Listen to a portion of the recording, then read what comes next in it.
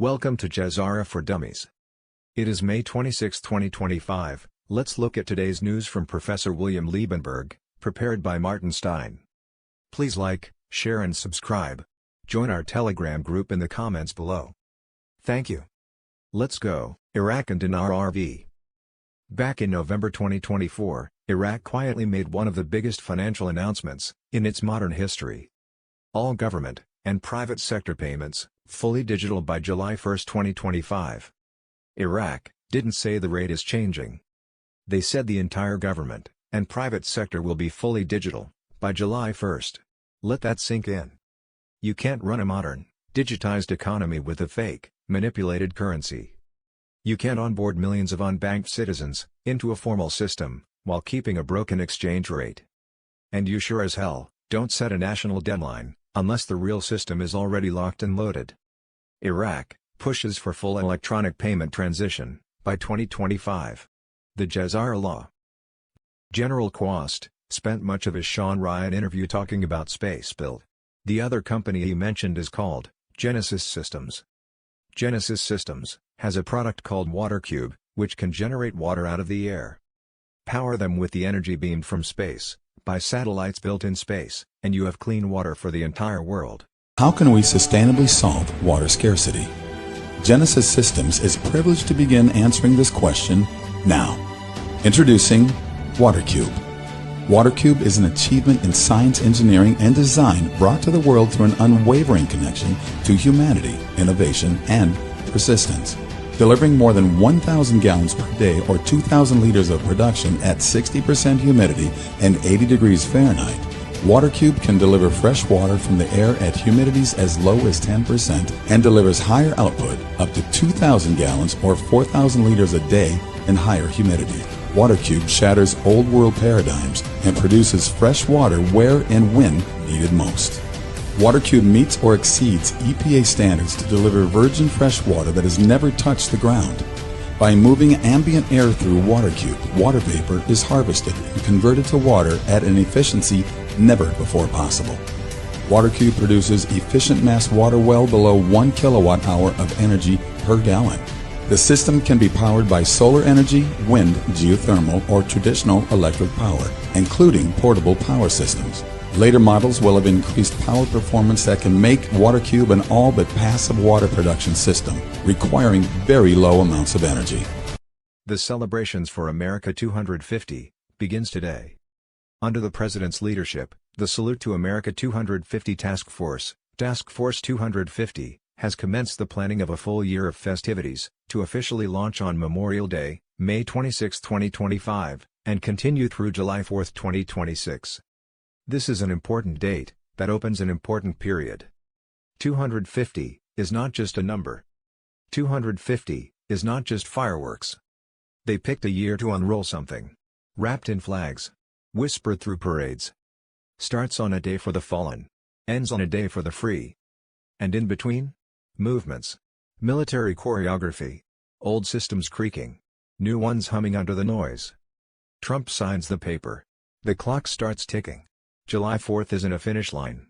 It's a launch pad. Treasury's moving different. The Fed's breathing shallow. The people? Tired. Awake. Ready. This doesn't feel like a celebration. It feels like a reset, disguised as a birthday. But not the cold kind. Not dystopia. Something cleaner. Something older than the buildings in D.C., older than the ink on the Constitution. Like the soul of the country, is coming back online. Quietly. Deliberately. Beautifully. With this, we are entering the final phase as of today. Just in, Stephen Miller, the judicial coup must end. Washington did not endure that brutal winter at Valley Forge so that, 250 years later, a cabal of unelected communist judges could force us to empty the worst criminals of the Third World into our towns. That is not freedom, it is forced dispossession. Stephen Miller, this is a judicial coup by communist Marxist judges, against the law, Constitution, and democracy of the United States. Well, that's the right word to use, of course. Tyranny. Judicial tyranny. This is a judicial coup by communist Marxist judges against the laws, Constitution, and democracy of the United States. The American people held an election voted overwhelmingly in a landslide, in a historic mandate, to deliver sovereignty and security and homeland defense to this nation. We also have a toxic stew of extreme anti-Semitism, anti-Americanism, Marxism, and communism on our college campuses, aided and abetted by foreign nationals imported into this country, spreading American hate on our soil, on our college campuses. And now, in a matter of hours, literally a lawsuit is filed, and hours later, a communist district court judge says that foreign nationals living in foreign countries have a constitutional right to study in America, that we have to let communists from foreign nations into our country to poison our campuses with Marxist ideas, anti-Semitic ideas, anti-American ideas, Jew hatred. That's a constitutional right now? Right. This is madness. Is this limited to Harvard? We have a duty to keep this nation safe. Is this just limited to Harvard University, or are other schools on the list as well? Well, by implication, if you get this ruling, this relief for Harvard, that means any university that tolerates extremism, anti-Semitism, anti-American, and these other poisonous ideologies would have the same right to bring foreigners to their campuses to participate in these activities. Immigration to this country is a privilege. We have the absolute right as a nation and as a people to deny the entry to anyone seeking to enter this country in order to protect the foreign policy, the national security, but also the well-being and domestic tranquility of this country. We don't need to be importing these toxic, radical, poisonous ideologies into our country. We need zero anti-American immigration. We need zero foreigners coming to this country who don't love America, who don't love our founders, who don't love our Constitution, who don't love our people, who don't love our society. You also have a tyrannical judicial ruling that has imprisoned our ICE officers and 8 murderers in Djibouti. Are you following this, Rob? President Trump, the Department of Homeland Security, and the Department of Defense and Justice and State worked together to remove from this country 8 of the most heinous and violent murderers and child rapists in the entire United States. All illegal alien, all convicted by a jury, all sentenced to jail, all have had years and years and years of due process, all with final orders of removal from an immigration court. Key word there, final. Right. As in absolute, as in finished, as in complete, as in done. And they were being deported safely and humanely, more than they deserve, by the way, rapists and child rapists and murderers, to a country that was willing to accept them. And a local judge in Boston ordered the flight grounded and has now trapped ICE officers in Djibouti with these savage monsters, having to guard and protect them 24/7 in a location with no appropriate facilities, no detention space, no detention beds, nothing, putting their lives in line. They have to watch them 24/7. There aren't enough resources in the location to ensure the safety of these ICE officers. Is this judge mad? Is this a lunatic? What kind of world are we even living in where we're even having this conversation? Yeah. Illegal aliens who invaded our country and murdered our people, and now we're sending them out? And a judge says no? That is a judicial coup by any definition. I want to ask you, Trump 1.0, the first administration, tried to exclude illegal aliens from the census. The administration wasn't successful. Will you try to exclude all of these illegal aliens that have come into this country over the last 4 years from the 2030 census that this current administration will control and operate? Yes, absolutely. And the Secretary of Commerce, Howard Lutnick, is passionate about this issue. He's taken leadership on it, and he's going to do everything he can to clean up the census and make sure that illegal aliens are not counted. Of course, the best form of exclusion for illegal aliens is to exclude them from the country completely by sending them back home, which is what the American people elected President Trump to do and what we are doing. But again, you have a handful of judges elected by nobody sitting in local cities and communities claiming that they can rule over the foreign policy, national security, and defense of the entire United States, to micromanage the activities of our Defense Department, of our federal immigration officers, of our cabinet secretaries. In other words, judges who will claim the powers of a king, Right. All for the purpose of the mass importation of illegal aliens. The Democrat Party has as its highest focus, its orienting, overwhelming mission, the mass importation of illegal aliens into this country, mass third world migration. That is what the entire Democratic Party now serves and exists for, not the American people. To vote for Democrats. Just a quick one on the Biden cover-up of the health cover-up at the White House. We learned today that James Comer and the Oversight Committee might call White House Dr. Kevin O'Connor to testify. If he does testify and he perjures himself, will you call for the revocation of his medical license? Well, first of all, it's a crime to lie to Congress. So yeah. we would certainly encourage the doctor to tell the truth, the whole truth, and nothing but the truth. Every word of it. What did you know? When did you know it? What did you hide? What did you conceal? Who else helped you hide it? Who else helped you conceal it? Who else participated in this conspiracy, this cover-up, this crime against the American people? By the way, this crime, like so many others, was committed by the Democratic Party for the purpose of protecting their personal power and control over this country. Every crime they've committed as a party, as an institution, going back to the Russia hoax for 10 years now, has been about trying to keep President Trump out of office, to keep the American people from having a democracy, to keep the citizens of this country from controlling their own future. And how'd that work out for him? White House Deputy Chief of Staff Stephen Miller, exactly. Great to see you. Thanks so much for being with us. We appreciate it. Ponder on this. Trump never left power after his first presidency, and has used the continuity of government protocol to protect the Constitution from the inside. The Supreme Court of the United States was out, their jurisdiction suspended. In a May 2025 dissent, Justice Alito admitted, "We lack jurisdiction." Translation: under continuity of government, the Supreme Court of the United States was legally neutered. The courts cannot act under wartime continuity, and they have admitted their powerlessness. All this because President Trump was inaugurated as a wartime president at his first inauguration, hence the reason the military was present at the inauguration. Why are so many judges replaced, charged? When the judges fall, the republic, common law, comes in. BRICS GESARA Nations Alliance. Member of Parliament said, BRICS membership could be turning point for Ghana. Joining BRICS is one of the main goals for the Republic of Ghana, Chairman of the Energy Committee of the Parliament of Ghana, Emmanuel Bedzra. BRICS, Tanzania officially bans the US dollar. BRICS turns its back on South Africa as nation's reputation craters. The BRICS coalition largely remained silent this week as the president of one of its core members, South Africa, faced a humiliating excoriation at the White House over genocidal calls to kill white farmers in his country. Trump confronted Ramaphosa about violent attacks on South Africa's white farmer community, and presented video evidence of radical leftists in the country calling for the killing of white people with impunity, demanding South Africa address its human rights crisis.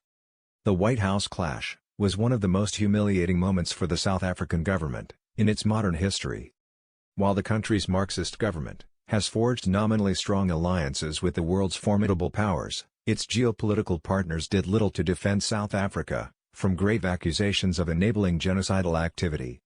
Trump's grievances with the South African government focused on widespread violent crime against white farmers in the country, and on the fact that prominent political figures openly call for the mass murder of white South Africans. Of particular concern is the radical leftist party Economic Freedom Fighters, EFF, led by Julius Malema, who regularly chants "Kill the farmer, kill the Boer, white South African, shoot to kill," and makes shooting noises while leading full stadiums and shouting the slogans. The EFF issued a statement condemning Trump on Wednesday that concluded with "Kill the Boer, kill the farmer. Victory is certain." None of the BRICS foreign ministries of member nations have expressed support for Ramaphosa's government in the face of the Trump confrontation at press time. Communist Ramaphosa and his comrades are now globally exposed. Next is personal sanctions. The alliance turned their backs on the communist South African government. South Africa should stop threatening the United States' national security, get rid of black economic empowerment, BEE, and protect property rights if it wants to attract foreign investment from the world's largest economy, according to political analyst Dr. Franz Kronia. The alliance is systematically exposing the globalist puppets, like Ramaphosa. Payment systems. Treasury Secretary Bessent says, the United States is going big on digital assets. Passing the stablecoin bill is just the start.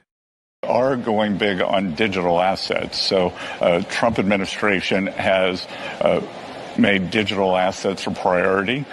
Past administration starved and almost made extinct a lot of these companies and pushed it offshore. So what we want to do is apply the highest U.S. regulatory and AML standards to digital assets, especially stable coins. And I've seen estimates that just over the short term, stable coins could create $2 trillion of demand for U.S. Treasuries and Treasury bills. To put that in context, the number is probably about $300 billion right now. All cryptocurrencies regulations must be completed by July 22. Time for deductive reasoning. What can very well unfold? Ripple buys Circle and Tether. The Genius Act gets passed. All the delays are lifted. SEC case closed. ETFs, ISO, etc. are activated.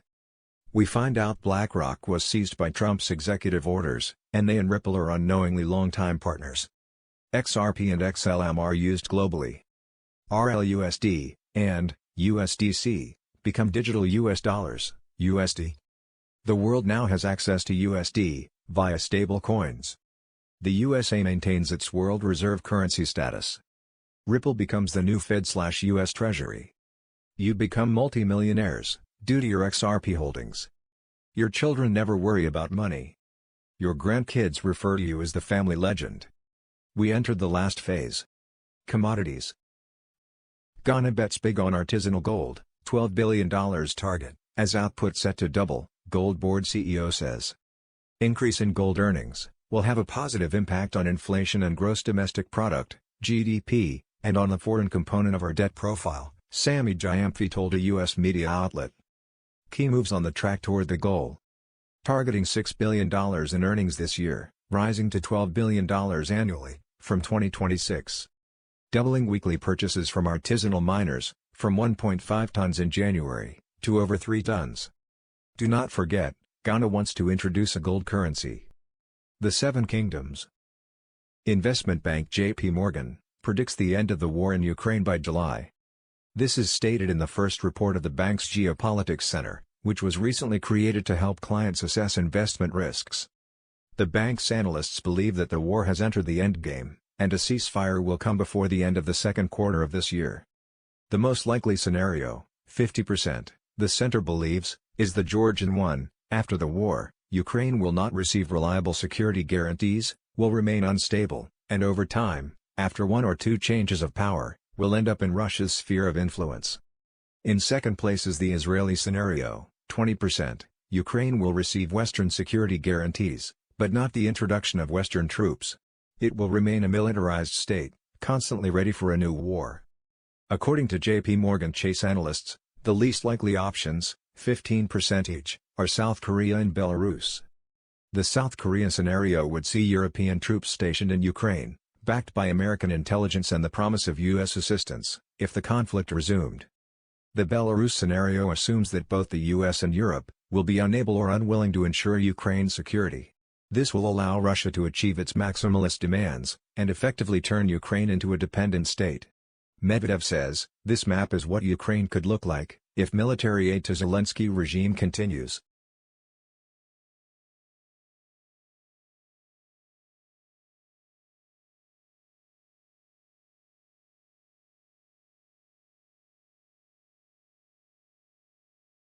Moving on to Mexico, an area Trump threatened to take with Canada.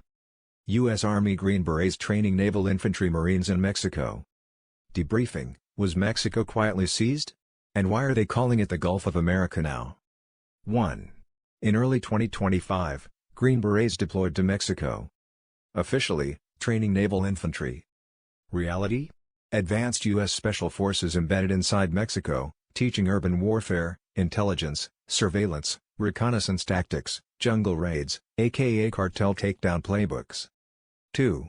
Mexico's constitution bans foreign troops on its soil. So why did President Claudia Sheinbaum invite them in? Why did the Mexican Senate approve it silently? Because this isn't cooperation, it's integration. 3. At the same time Trump signs Executive Order 14,172. Orders all U.S. agencies to rename the Gulf of Mexico as the Gulf of America. Maps update. Legislation follows.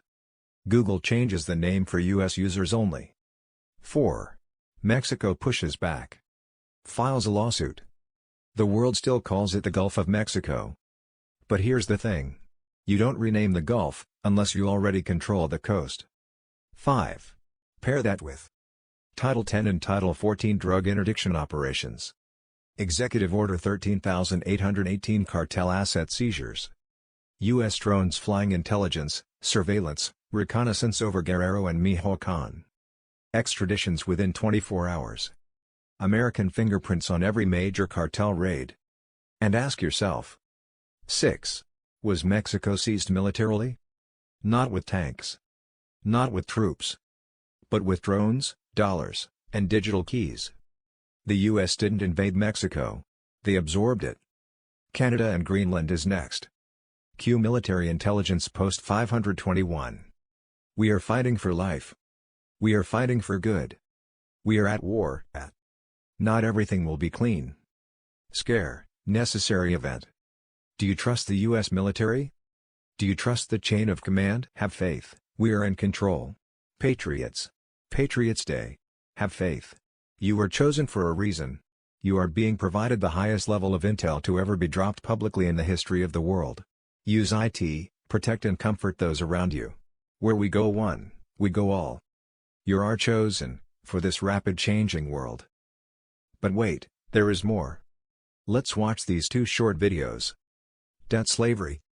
Cryptocurrencies and blockchain will prevent this. Is called usury. Usury is illegal. So in Christian nations, lending money for an interest rate was illegal. So because it was illegal for the Christians, who did the lending? The Jews. So there was Christians who could lend for 0% or didn't lend at all. And then these people called the Jews would come over and start lending money. They would start charging money. And in a couple generations, guess what would happen to the economy? The Jews owned everything. And then guess what the king did? Rounded them up and threw them out of the country. Then they go to the next country and what would they do? Same thing. And what would that king do? Round them up, kick them out of the country. This went on for thousands of years. This is why the Jews in history have had no country. Because the king would they would say no usury, no money lending, and they would start the money lending, they would start the central bank to compete with the king would kick them out. They go to the next country, do it again. So this has happened over and over and over again because this quote right here from Napoleon, he was showed the compound interest tables and he said in a very short amount of time, compound interest would eat up every piece of property in France. In fact, I'm going to show you how powerful compound interest is. Very scary thing. And there's a reason why it was illegal. Illegal in the Christian nations and the Christian philosophy because it would literally enslave people. Guys, the interest on credit cards enslave people today. Does student loans enslave people today? We no longer have forced slavery. We have debt slavery now. It is no longer forced slavery. There's not a massa with a whip whipping you anymore to pick cotton or something like that, or build wallets or whatever you're doing, build boats, all sorts of slavery. We now have debt slavery, where somebody prints money and you now have to pay the money back plus interest. Okay, so Pareto's principle. In Italy, an economist named Pareto noticed that 80% of the land was owned by 20% of the families. The start of modern banking was in Italy. You had the Jewish population there. From IndyCar on Fox. Guys, this is the pace lap for America to honor Memorial Day and the U.S. Army's 250th birthday. To all the men and women of the U.S. Army and the 160th Special Operations Group, happy birthday from all of us. This is something special.